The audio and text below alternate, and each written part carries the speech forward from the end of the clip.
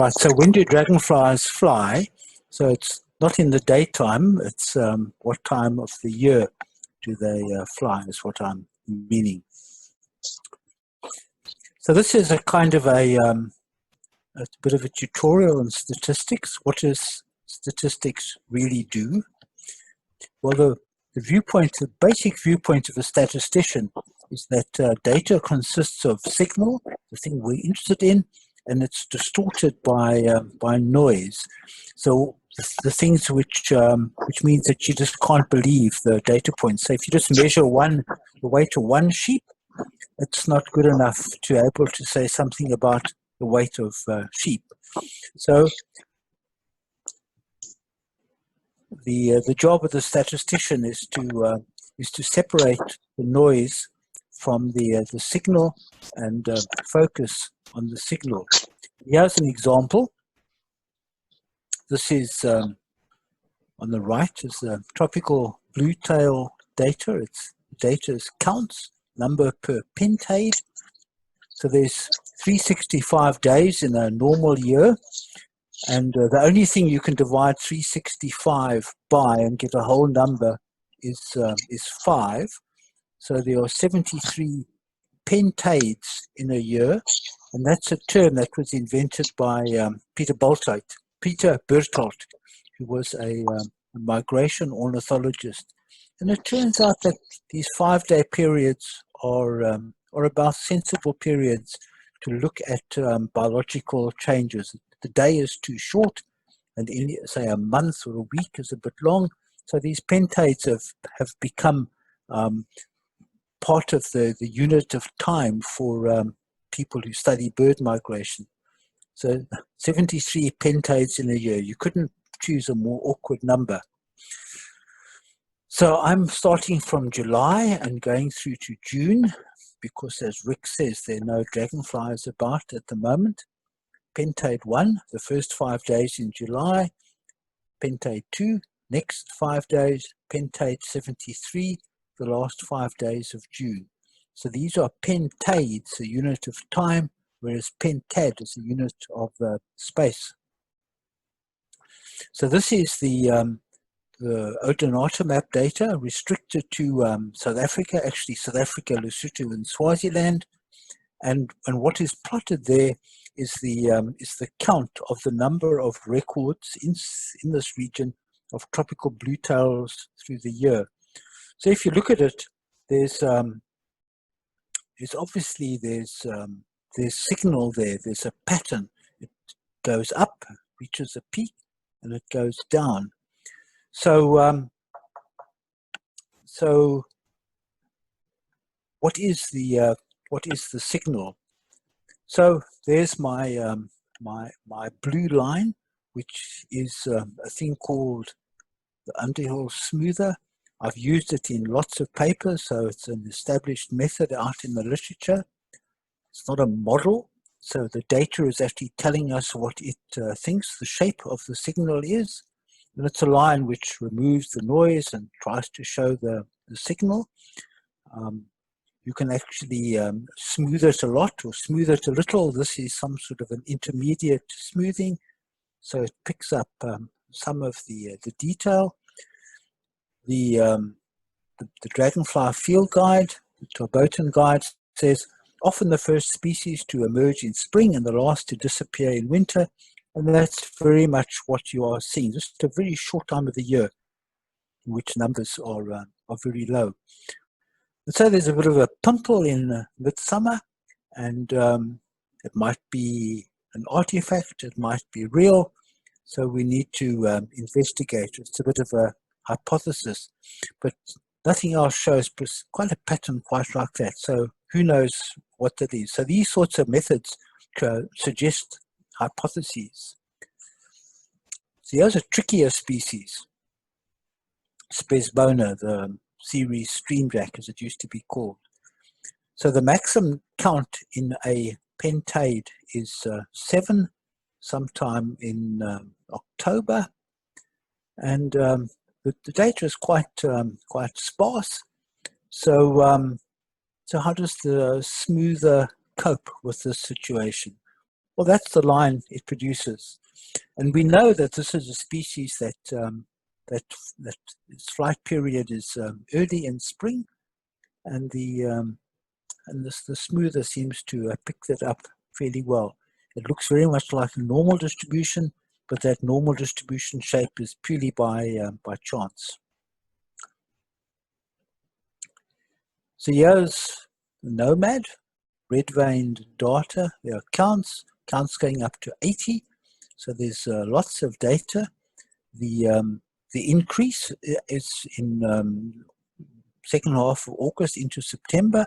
That's a remarkably smooth pattern. But then after the sort of October peak, it all looks a bit of a mess. Does it just go smoothly down, or are there sub-peaks? There's a little bump at the end of December, and a little bump later on as well. So when you put the smoother through, it shows these little sub-peaks late December and in April.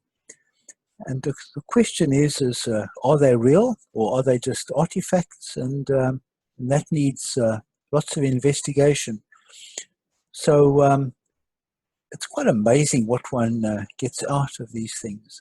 So this is actually taking all the noise out and just showing the blue line.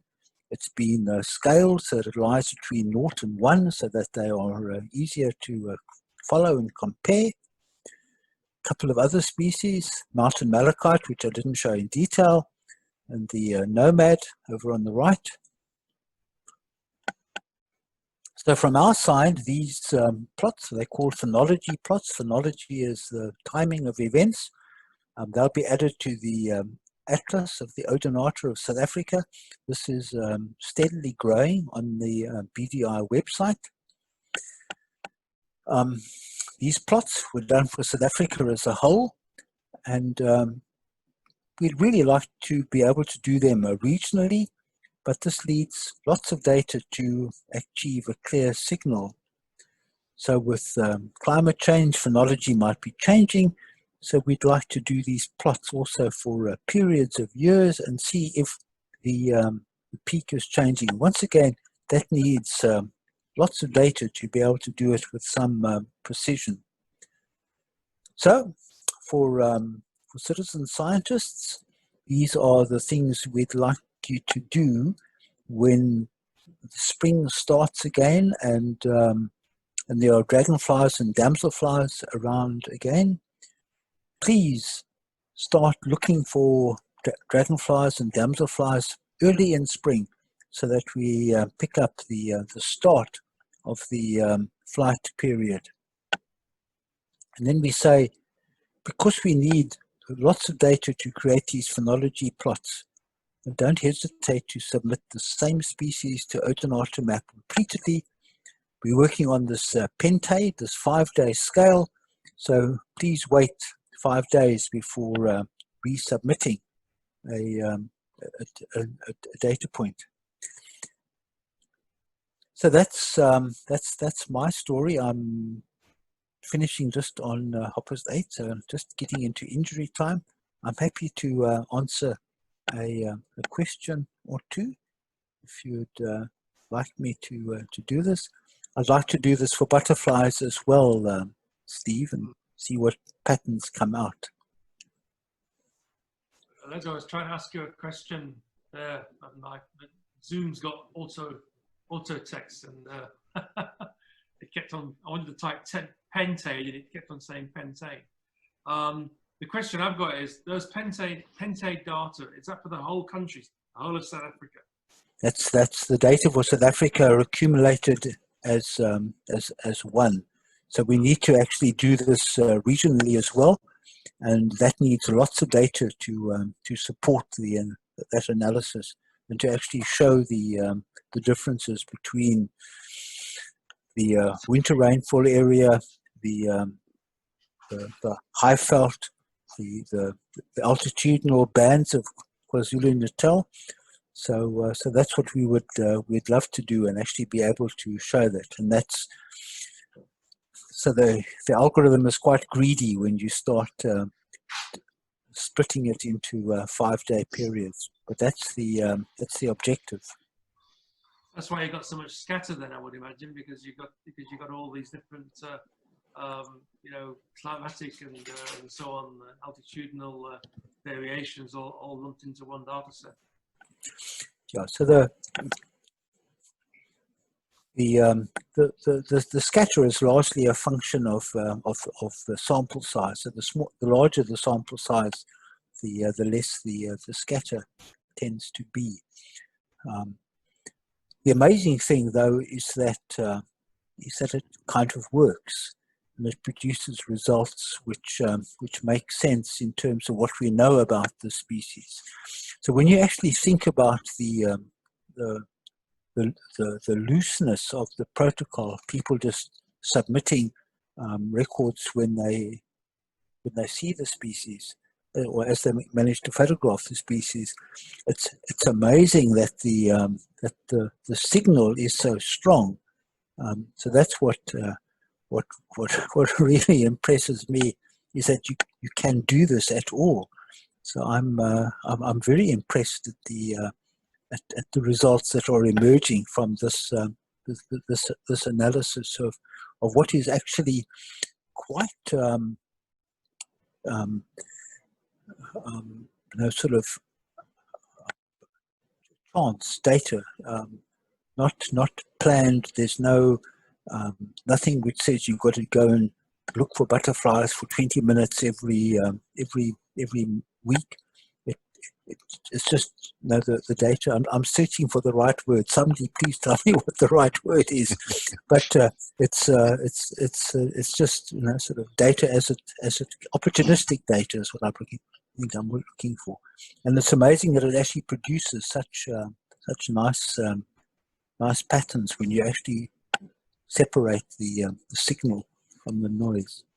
There's years ago when I was doing the pocket guide, we put it's the only field guide we've done with flight periods in it. So we actually had a little graph at the bottom of bottom of each species account, and that came. Rene gave me. They weren't in Pentale. It's just basically raw data, and I just did a histogram for each month of you know, breaking it down to how many records you got in each month, and that was really impressive. You could see the flight periods quite well. Particularly for species that were common.